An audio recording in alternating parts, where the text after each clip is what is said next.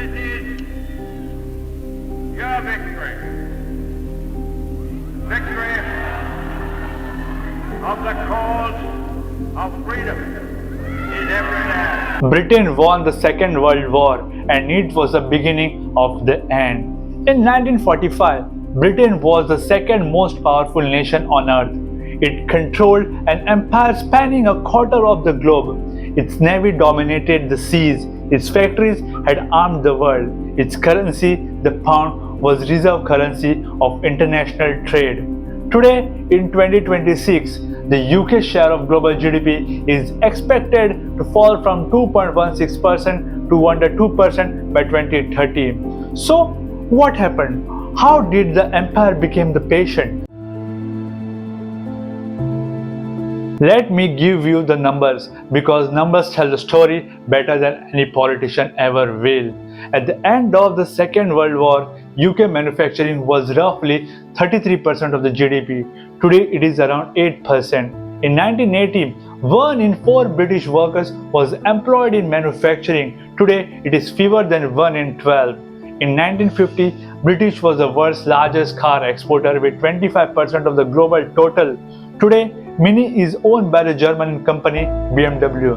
Jaguar Land Rover is owned by the Indian company Tata. There are no longer any major British-owned car manufacturers left. And here is the part that matters for your standard of living. In 2004, real GDP per capita in the US was approximately $58,000. In the UK, it was $47,000, a gap of $11,000. By 2024, that gap had more than doubled to $23,000. The US reached $75,000. The UK was at $52,000. Britain is not just falling behind America. According to KPMG, by 2024, the gap in living standards between the UK and the Eurozone had more than doubled to 7%, and versus the US had grown to 30%. The Washington Post wrote in 2026 that UK had never fully recovered from the 2008 financial crash. In early 2024, average wages in the UK reached roughly the same level in real terms as they had between in 2008. 16 years, zero real wage growth. Now the politicians will tell you globalization happened, everyone deindustrialized, and Britain simply modernized. That is only half true. The UK's manufacturing decline was bigger, faster, and more regionally concentrated than almost any comparable economy. Here is why. Killer number 1, the empire trap. In 1950, Germany invested 15% of GDP in industry. Britain invested just 9%, spending the rest on defense and maintaining its global empire. Britain received $2.7 billion in Marshall aid, more than Germany's $1.7 billion.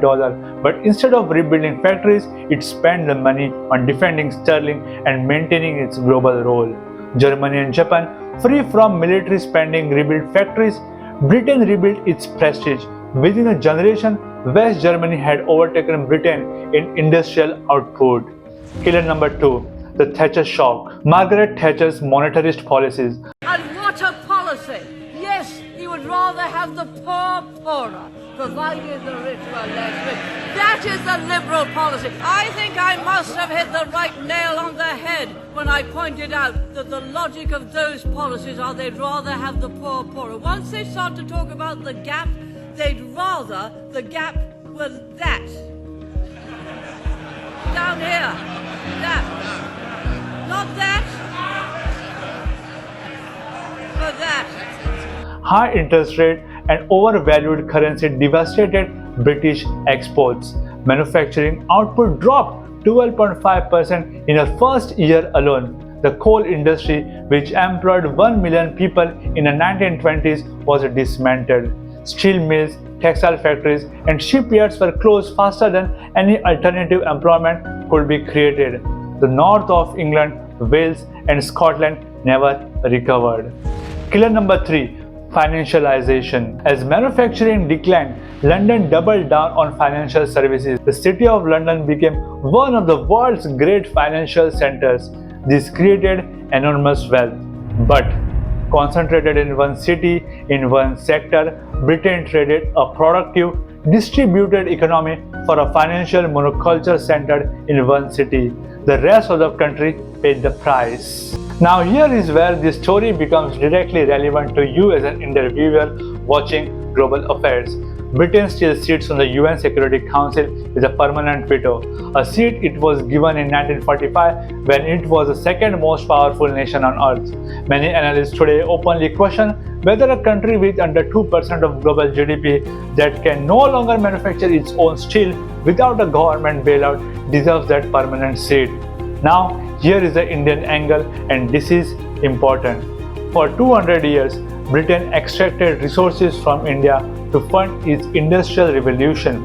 Indian textile industries were deliberately destroyed so that Lancashire cotton mills could dominate.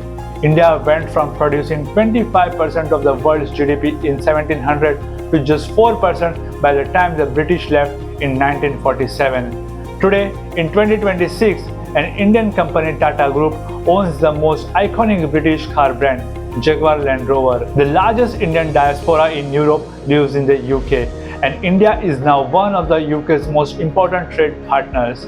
The power dynamic has flipped completely. Britain spent 2 centuries extracting value from the subcontinent. It now needs India for trade, for talent, and for investment.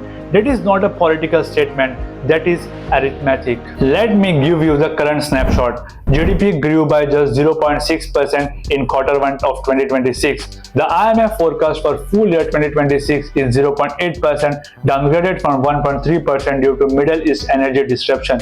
Inflation is expected to average 3.2% this year. The real consumer spending growth is forecast at just 0.7%. The OBL projects national debt approaching 100% of GDP by the end of the decade. The government has already raised taxes by 26 billion euros per year in its November 2025 budget. Here is the one number that summarizes everything. GDP per capita growth since 2008 in the UK 0.7% per year. Compare that with 2.5% per year in the 2 decades before 2008. Britain grew at 2.5% per year for 20 years. That something broke and it has never been fixed. Here is a question I want to leave you with. Can you be a great power without making things? The USA makes semiconductors, aerospace, pharmaceuticals, and weapons systems. Germany makes cars, industrial machinery, and chemicals. China makes everything. India is building the manufacturing capacity to make more every year. Britain makes financial instruments and services and very expensive houses in London. That is not nothing. London remains one of the great financial capital of the world. Britain has world-class universities, a remarkable creative doctor, and genuine soft power. But here is the truth that no British politician has been willing to say clearly. An economy built on finance alone is an economy built on sand. Manufacturing fell from 33% of GDP to 8%. It took 80 years, and nobody had a plan for what comes next. The UK is still the 5th largest economy in the world. It is still significant global power, but its share of that world is shrinking. The question is not whether Britain will remain relevant. It will. The question is relevant to whom, on whose terms, and at what cost to its own people. I hope this case study adds value to your journey as much as researching it did to mine. If it did, hit the like and let YouTube professor know. Don't forget to subscribe to stay ahead of the curve. Thanks for your time today. I will see you in the next video.